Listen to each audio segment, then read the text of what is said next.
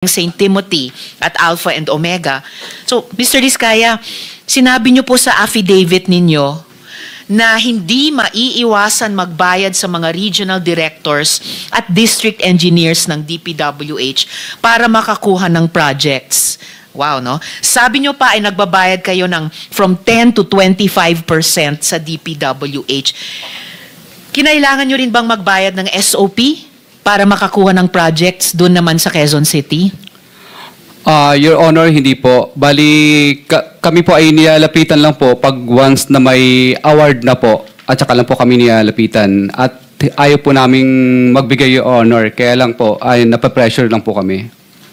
So hindi tama yung unang sagot nyo na hindi kayo nagbabayad. Kasi yung huling sinabi nyo ngayon ay ayaw nyo sana, pero napipressure kayo. So, suma total, nagbabayad din po kayo kahit sa project sa Quezon City. Labag po sa kalooban po namin, pero ano po, kasi magkakaroon po ng problema po ang collection po namin at saka yung mga projects po namin. So labag sa kalooban nyo, pero dahil gusto nyong makakolekta, dahil ayon sa inyo hindi daw kayo makakakolekta kung hindi kayo nagbabayad. Again, suma total, Mr. Chair, nagbabayad pa rin kayo. Labag po sa kalooban namin, Your Honor. Labag man sa kalooban, Mr. Chair, o kusa, nagbabayad kayo, tama? Napipilitan lang po kami, Your Honor. Pwede bang palitan yung verb? Wag na yung labag o napipilitan. Nagbabayad kayo, tama? Kinukuha po nila sa amin, Your Honor, yung... Mr. Chair, Hindi naman kayo hino-hold up, Mr. I think the question Chair. of Senator Risa is only answerable by yes or Senator no. Estrada is recognized. Yes, Mr. Kindly Chair. address the chair if you want to Yes, interject. Mr. Chair, I apologize. The question of Senator Hontiveros is only answerable by yes or no. Yes, Your Honor. All right. You answer, Senator Risa. Thank you, Mr. Chair. So yes, nagbabayad kayo. Yes, Your Honor. Yes, hindi kayo hino-hold up. Kayong nang-hold up sa taong bayan. Pag napatunayan namin lahat-lahat nitong mga flood control project scams. Okay, dyan po ba sa Quezon City, nagbibid din ba ang mga kumpanya ninyo laban sa isa't isa? No po, Your Honor. No? Sa naunang hearing, Mr. Diskaya, sinabi nyo or sinabi ni Ms. Diskaya, nagbibid-bidan ang mga kumpanya ninyo sa laban sa isa't isa kuno. Para matalo man yung iba, may mananalo sa kanila, panalo pa rin kayo. Your Honor, naguguluhan lang po siya ng mga time po na yun. Pero sa records po namin, hindi po naglalabanan at nag-divest na po kami sa mga company po na yun. Bali, ako po yung honor ay St. Gerard lang po ang aking company. Mr. Diskaya, kanina ang sinasabi nyo, heart condition, diabetes, hypertension. Ngayon sinasabi nyo, naguguluhan lang siya. So, sasabihin nyo, ngayon gusto nyong pag-usapan yung mental health natin. Sir, please just answer the question. Nung nakaraang hearing, sinabi po ni Ms. Diskaya, on record po yan sa komite, na nagbibid against each other yung mga kumpanya niyo. Pinakita ko nga po yung calling cards ninyo sa siyam na komiting iyan. Sabi ng asawa niyo, nagbibid ang mga kumpanya ninyo sa isa't isa. So ganyan din ba ang kalakaran ng mga kumpanya niyo sa Quezon City? Your Honor, sa record po namin, hindi po sila naglalabanan. At ang amin lang pong company doon ay yung St. Gerard lang po ang akin po. At yung sa miss ko naman po is Alpha lang. Dalawang kumpanya lang sa inyong mag-asawa. Pero yung mga kamag-anak nyo, ang controlling persons din dun sa iba pang mga kumpanya. Persons din dun sa iba pang mga kumpanya. Your Honor, pero hindi po sila naglalabanan sa bidding. So ano yung record sabi po nyo namin. may kalakaran kayo? Ano bang kalakaran ninyo sa Quezon City ng inyong mga kumpanya?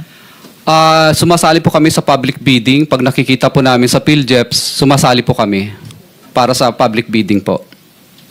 Pero bakit sinabi nung asawa nyo na kahit pagkatapos mabasa nyo sa PhilJeps, nagko-compete, hindi lang isa, hindi lang dalawa ninyong mag-asawa, pero yung siyam na kumpanya ninyo sa isa't isa? Your Honor, kinakabahan lang po siya at saka kinakabahan lang po siya. Pero sa record po namin, wala po naglalabanan. Sige, titignan ko ulit yung mga records ninyo ha. At tatanungin ko ulit si Ms. Diskaya pag nagpakita sila ulit sa susunod na hearing. Dahil mahirap pong magsabi ng one thing sa isang hearing at magsabi ng kabaliktaran nun sa susunod. Perjury po ang tawag doon dahil under oath po kayong mga resource persons. Ngayon may mga nakausap o nilapitan din ba kayong regional directors at regional director at district engineers dito naman sa NCR? Your Honor, wala po. Bali, sumasali po kami sa public bidding. Pag nakakita lang po kami ng mga public bidding na nakapost sa PhilJobs na invitation, tsaka lang po kami pumupunta at sumasali sa bidding. At nagbayad din ba kayo ng 10 to 25% para makakuha ng proyekto? Yan po ang pinipilit po nila kapag kami po ay na-awardan na po ng project at saka po sila nagdadatingan. At pag nagdadatingan sila at pinipilit kayo, nagpapapilit naman kayo, nagbabayad kayo? Your Honor, wala po kami magawa kasi syempre po natatakot kami dahil nagkaroon na po kami ng mga karanasan na nami-mutual terminate po at nami-mutual terminate at saka nagkakaroon po ng right of way problem ang mga project po namin. Pero nagbabayad kayo, 10 to 25% sa Quezon City. Your Honor, yes po, Your Honor. Yes, ay salamat. Isang consistent na sagot so far. Ngayon sir, doon sa inyong affidavit, Mr. Diskaya, doon po sa inyong affidavit, paano kayo nagbabayad sa mga opisyal? Gaya ng sinabi nyo. Cash ba yan lagi? Cash po lagi. Okay, cash lagi. So, nag-withdraw kayo ng malaking cash sa bangko? Yes po, Your Honor. Yes. Magkano pinag-uusapan natin? Anong range ng bigayan? Your Honor, I invoke my right po, Your Honor, kasi wala pa po akong protection po. Sir, ang protection Witness nyo ay protection. magsabi kayo ng totoo, under oath. Kanina, inamin nyo na nagbabayad kayo ng 10 to 25% sa Quezon City. So, given yung range ng halaga ng mga proyekto nyo sa Quezon City, magkano ang range ng bigayan kapag kayo nagbabayad niyang 10 to 25%? Senator, with the permission of Senator Yes, Mr. Veros, Chair. the Senate President is recognized. Mr. Diskaya, Mr. bigyan ko kayo ng advice, ha?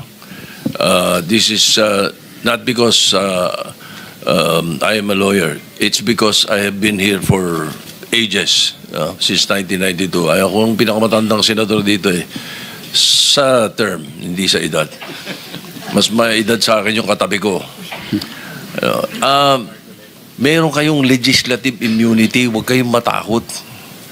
Pag sa hearing kayo nagsasalita, pwede nyo invoke legislative immunity, magsalita kayo. Huwag nyo sabihin yung against self-incrimination. Hindi. There is such thing inherent sa mga committees, yung legislative immunity yung tinatawag. Kung meron kayong gusto ipagtapat ninyo. Hindi pwedeng gamitin sa inyo pag sa hearing nyo sinabi. Na makakatulong kayo sa amin at matutulungan din namin kayo. Yun ang gawin ninyo. Tatanong sa abogado nyo, alam ng abogado nyo yan eh. Baka lang, ayaw nyo lang talaga sabihin yung dapat eh. Di ba?